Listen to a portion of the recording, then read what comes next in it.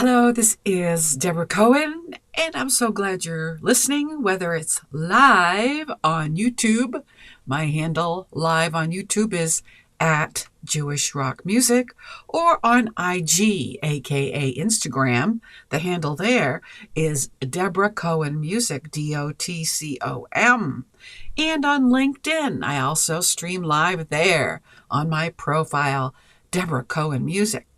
So today's topic is going to be interesting, at least it is for me, how movement affects our health as well as music. I'll be sharing from the book, I Heard There Was a Secret Chord. And if you are watching, please tell me in the chat. I'm looking at the chat on YouTube and Instagram. Please tell me where you're watching from. This is December 1st. 2024, and you are watching A Story and a Song by yours truly, Debra Cohen. And I'll be right back after this message. So, this is A Story and a Song with Debra Cohen, sharing music from the 80s new wave genre to music for TV, film, and movies, as well as praise music suitable for Jewish and Christian soft rock. I share the story behind the recording of each song, as well as wisdom teachings from rabbinic sages and health topics for better senior living in the land of Florida. Please share this podcast and help it grow. Thank you. DebraCohenMusic.com.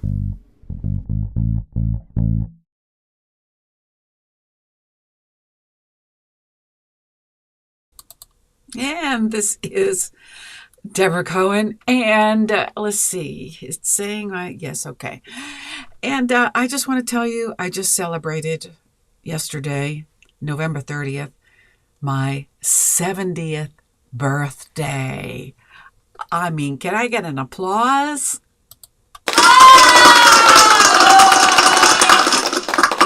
Thank you so much.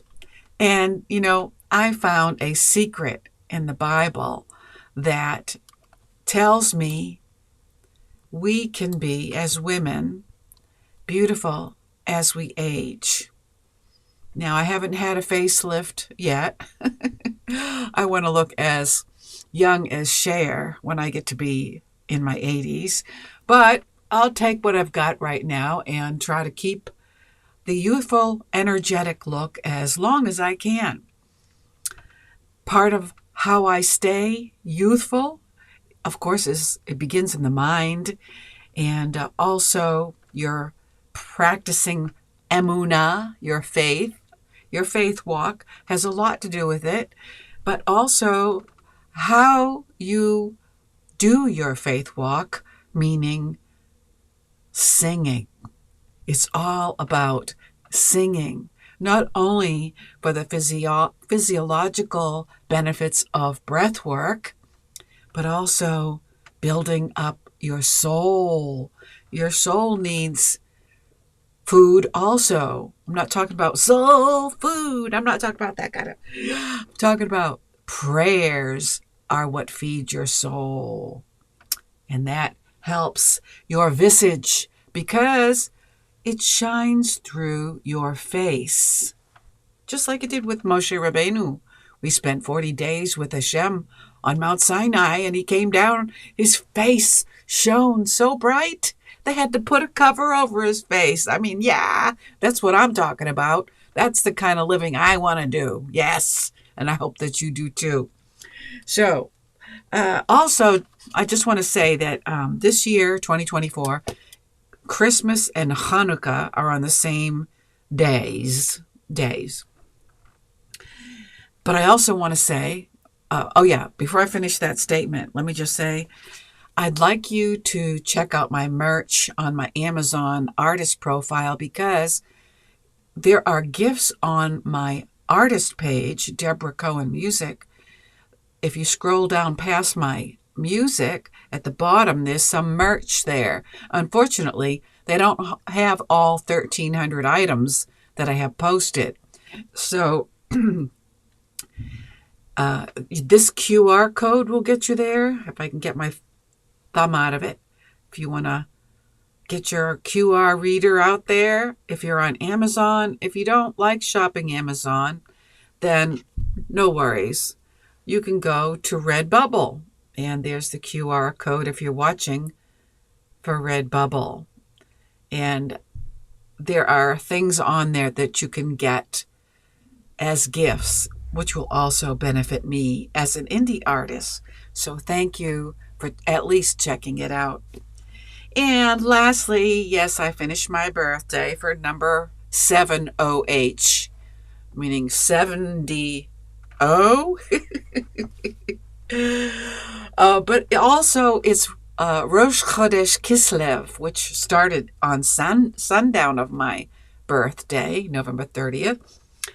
And I might, at the end of this broadcast, share something about Kislev if you're honoring the lunar calendar. And I want to thank Olivia Custom Made is in the house at IG. And we're going to get digging in. And this is from the book, I Heard There Was a Secret Chord by Daniel Levitin. All right. Movements and disorders. And also, I do teach online yoga for older adults like me, or people recovering from an injury like me.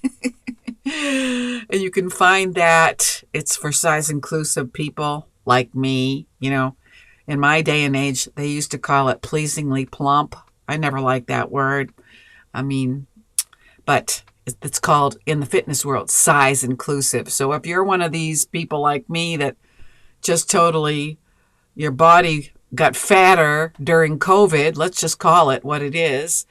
I'm trying to get back after a torn meniscus on top of the weight gain.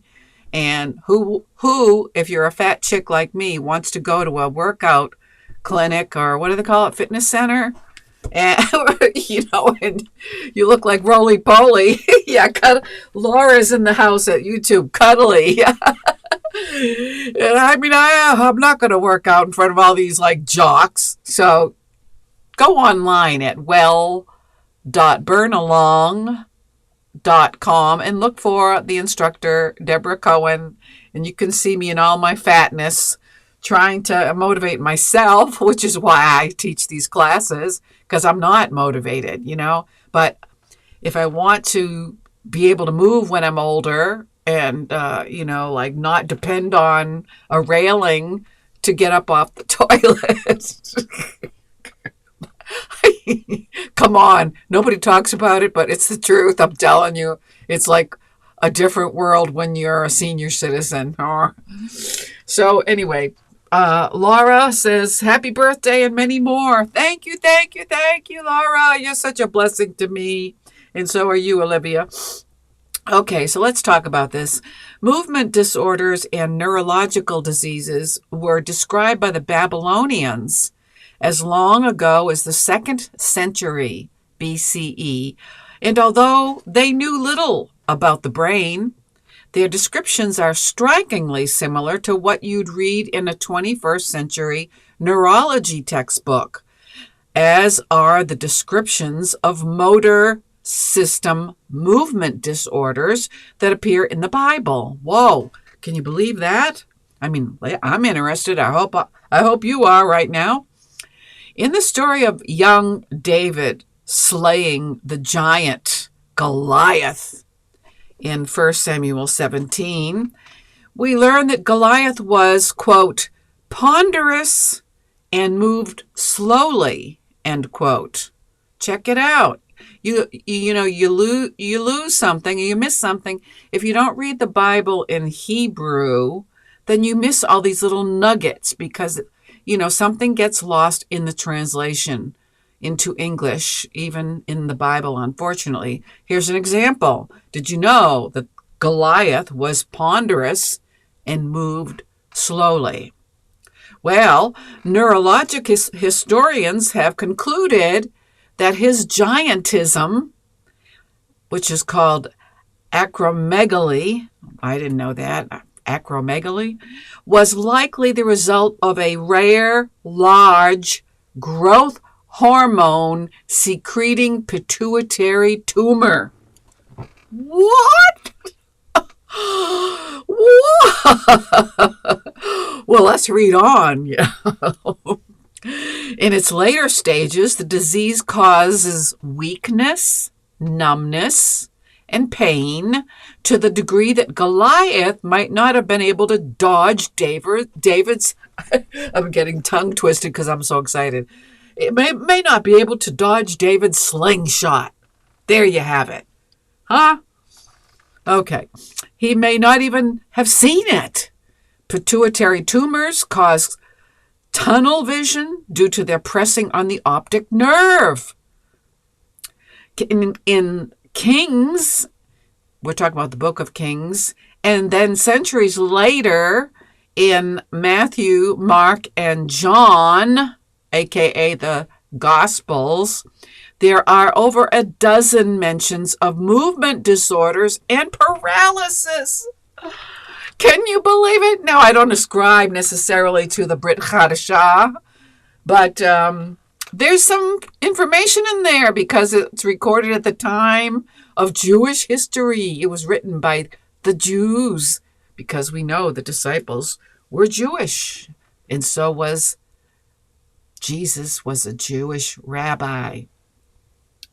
Okay, so let's dig into this. Whoa. Movement is the fundamental attribute that separates animals from rocks and minerals. And although plants move, they do so very slowly. In varying degrees, from the sloth to the roadrunner and the ant to the elephant, every animal has the power of movement, driven by what is at least a rudimentary motor system in the brain. That system doesn't always work, and movement disorders can occur as a result of genetics, incomplete brain development, dis-ease, injury, or environmental toxins. Scott Grafton is a clinical neurologist and researcher studying the neuroscience of movement. And as a side note, he's also a piano, banjo, and bass player. Oh, I love bass players. By the time you read this, for all I know, in this book that I'm sharing with you, he will have mastered the tuba. That's supposed to be laughter. I wonder if I have the sound of laughter in my bag of sounds. I don't think I do. I'm going to have to look for that. Okay. Scott has shown that a huge part of what we think of as intelligence is the result of moving about, touching things, and getting feedback from these actions. The idea is that all cognition is embodied or derived from physical engagement and interacting with the world. I'm going to have a sip of Joe and interact with my cup. Okay. Learning through active movement is entirely different from learning by passively thinking, seeing, or hearing the world. Touching, feeling, manipulating, transversing, breaking, grabbing, pounding, caressing, and climbing and falling are just some of the ways that action yields knowledge of a wholly different kind than we can get by reading, listening to a lecture, or watching this video. Scott explains that physical intelligence is profoundly different from, say, the instantaneous remembrance of a face, name, or phone number. He reflects on the evolution of such skills formed tens of thousands of years ago by humans and proto-humans, trying to survive in the wild.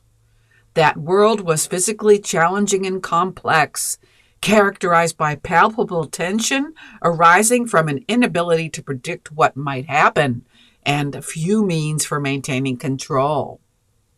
Here were perfect conditions for improvising, inventing, and enduring some of the most rigorous demands of the wilderness.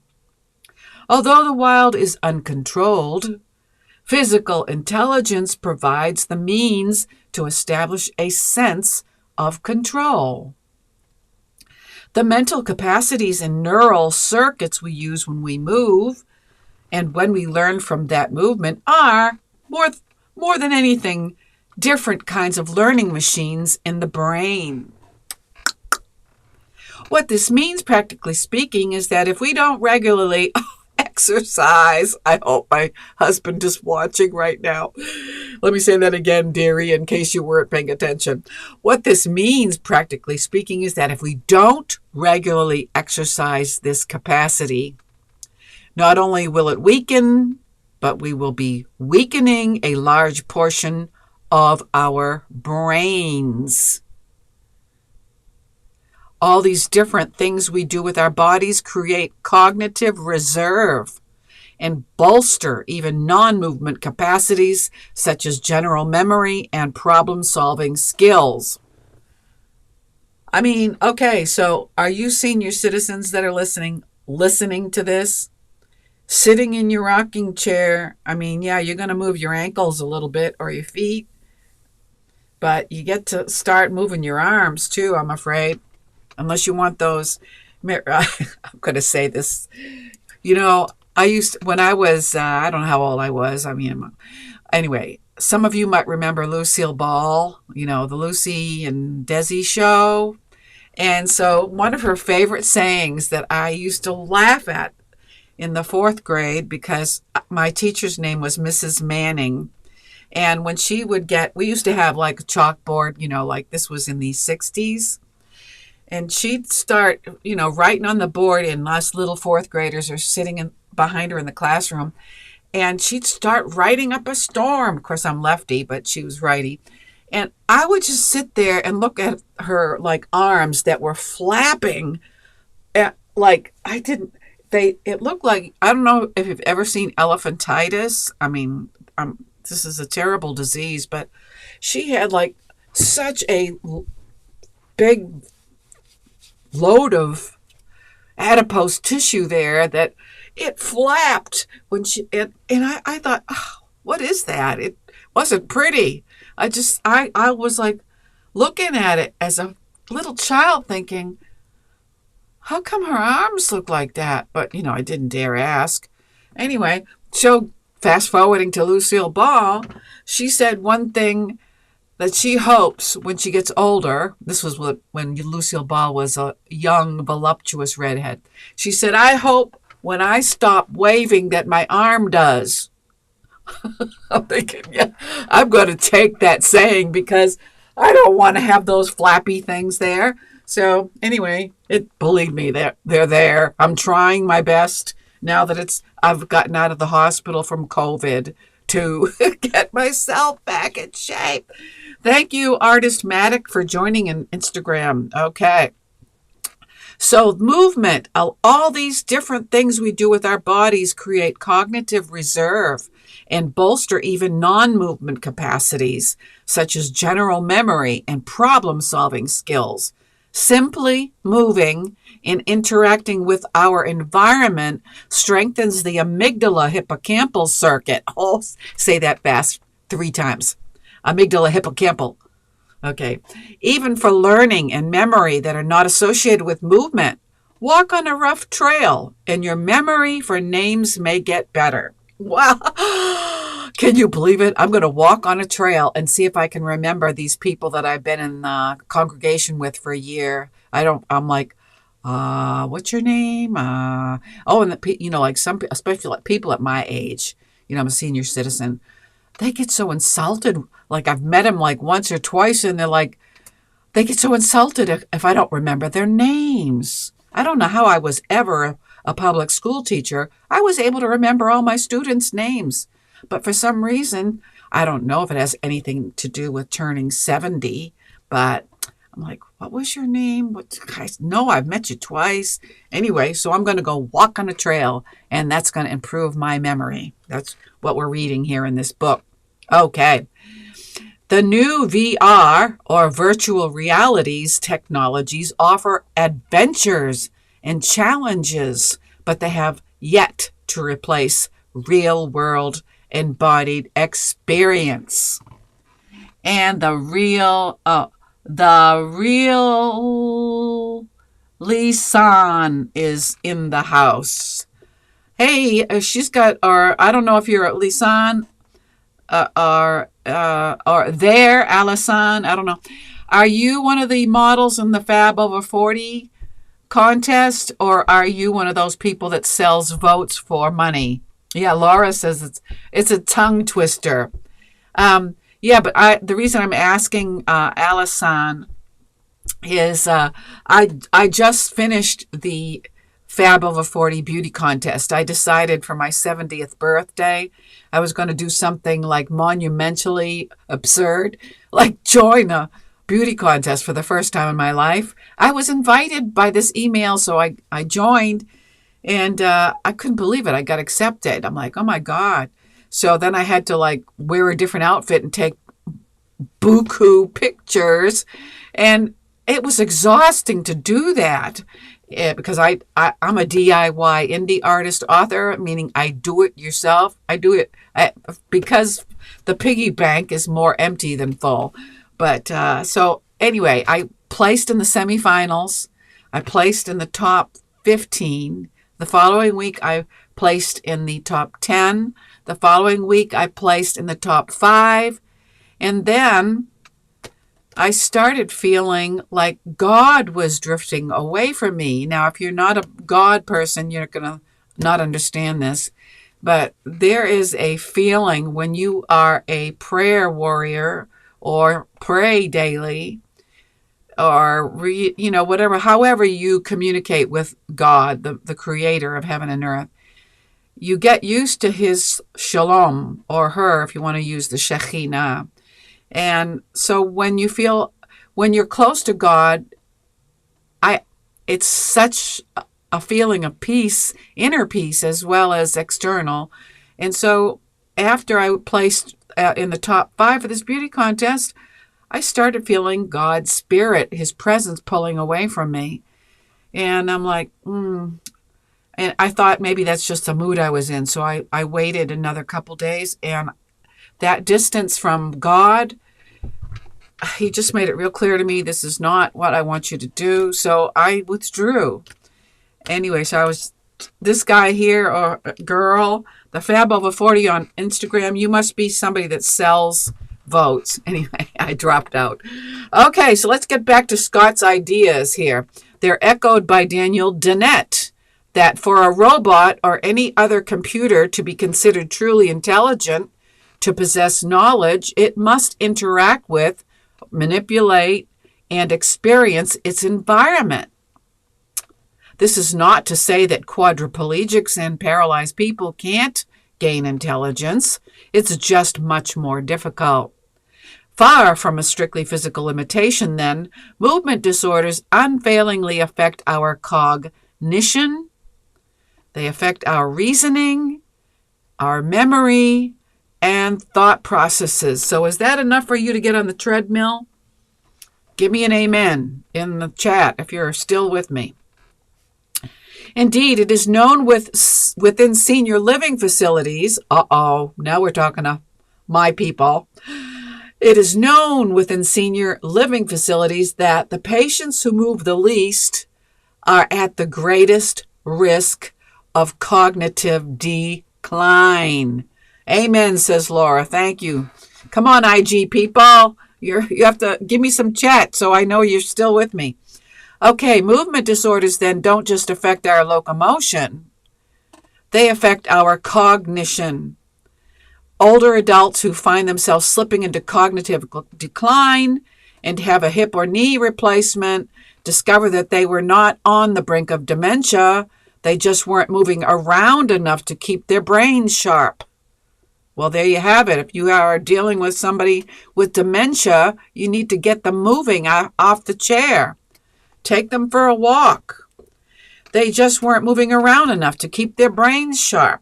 Part of the benefit of simply moving is healthy oxygenation of the blood and brain, but more important, it feeds cognitive capacity.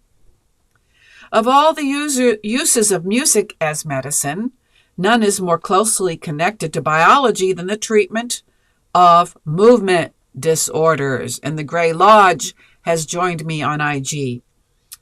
Even without us wanting or intending them to, the motor and movement pathways in our brain are activated by music. Music. That is why I don't look 70, because of music.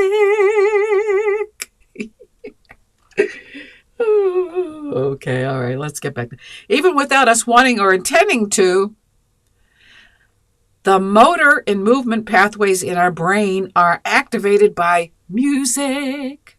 They synchronize to it, and our limbic system, which is where our emotions are, in case you didn't know that, our limbic system signals pleasure when they do.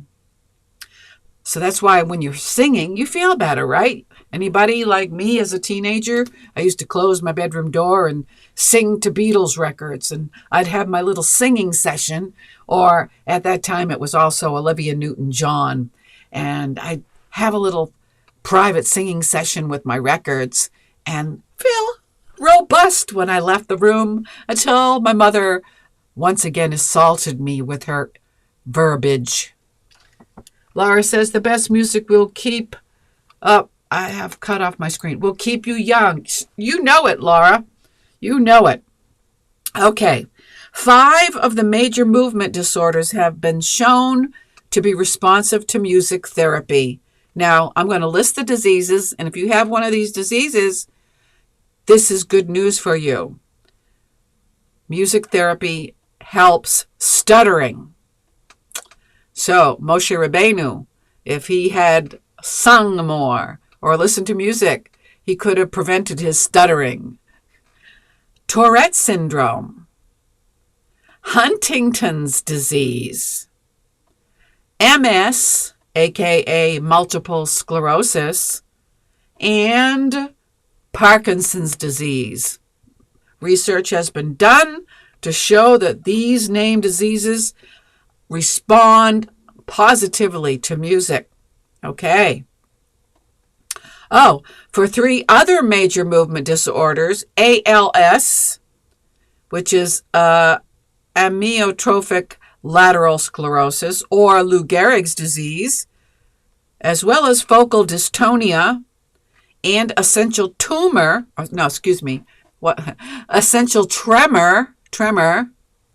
we still lack evidence for the effectiveness of music therapy. That doesn't mean music plays no role in treating the latter, but music therapies have been shown to decrease anxiety and depression in all 3, to stabilize or lift mood and yield improvements in self-control, in compliance with medical protocols, and in quality of life. Well, there you have it. I hope that excites you, and maybe you might want to get the book that I'm reading from. I heard there was a secret chord. Music, and I can't read the rest of the title, but the author is Daniel J. Levitin. And I'm going to be right back after this brief message. I got this sweatshirt from my husband, and it's really nice and soft inside. And I like the design because it shows your support for Israel. It zips up in the front. It's nice and warm, and it's got a hoodie on it so you can keep your ears warm. Check it out. Okay, and so we're going to close with Rosh Chodesh Did You Know facts for those of you that follow the lunar calendar. Rosh Chodesh Kislev, which again began on sundown of my birthday, November 30th, and it ends December 2nd, Monday at sundown, can be 1 or 2 days long. It occurs on the first of the month, and not the calendar that we use in America. I'm talking about the lunar calendar. It occurs on the first day of the month and sometimes on the 30th day of the previous month. For example, if the previous month had 29 days, Rosh Chodesh Kislev is 1 day long. If the previous month had 30 days, ding, ding, ding, Rosh Chodesh Kislev is 2 days long. So what does Rosh Chodesh literally mean? It means the head of the month. If you want to know about a little Hebrew, you can say, I know what Rosh Chodesh is. We're in it now. It's Kislev. Rosh means head, and Chodesh means month. I thought it meant holy, but apparently not. Okay, it's customary for women to not work. Oh my, this is people that honor the lunar calendar. Women traditionally gather for learning, rituals, and spirituality. So ladies in the house right now, give yourself a pat on the back because you are learning. Okay. Kislev is the 9th month of the Hebrew calendar, and the word root means trust and hope. Kislev. We're talking about Kislev. One more tidbit, and then we'll close today's teaching. In the Bible, Ezra, for those of you that are familiar with the prophet Ezra, he addressed the Jewish people in Jerusalem on the 20th of Kislev, around 457 BCE. And he told them to follow the Torah and end their interfaith marriages. How do you think that went over? Oh my gosh, I am actually in an interfaith marriage. My husband is a Jesus follower, and I am a Jew. So how does that blow your socks off? Okay, true story. Okay, so I hope that you enjoyed this. I love Christians and Jews together, and even I never knew there was such a thing as an atheist Christian or an atheist Jew. Wait a minute, doesn't a Christian follow Jesus? So how can you be an atheist? I haven't figured that one out yet, okay? But I hope that you will buy some of my merch on Amazon because 'tis the season to be jolly. Fa la la la la la la la. And because Christmas and Hanukkah are on the same days. Did you know that Christians, they only get gifts for one night, right? With Laura says that doesn't compute. Yeah, it doesn't really. So, but that's okay because we're all learning and we don't all know at the same level. But what I'm saying about shopping is Christmas, you have one chance to get the Christmas gift for your kiddies, right? Or whoever you're buying for. But on Hanukkah, there's 8 days of gift giving. So, especially you people that celebrate Hanukkah, please check out my merch on Amazon. It's not the easiest to find. My profile, do a search on Amazon. Debra, Debra, Cohen, Cohen, music. And if you can find my artist page on Amazon, you scroll down and you'll see some of my merch. I have 1,300 items, but they won't list them all for some reason. Artists, getting a bad rap there. They only get 150 postings. But check it out, and let's see, what else can I say? Happy Rosh Chodesh, and happy holidays. I thank you so much for listening. I hope you enjoyed this show and learned something. If you did learn something, please share it with somebody else that might be interested in this topic of movement and music for health. Thank you very much. God bless you and your families, and let us have peace on earth.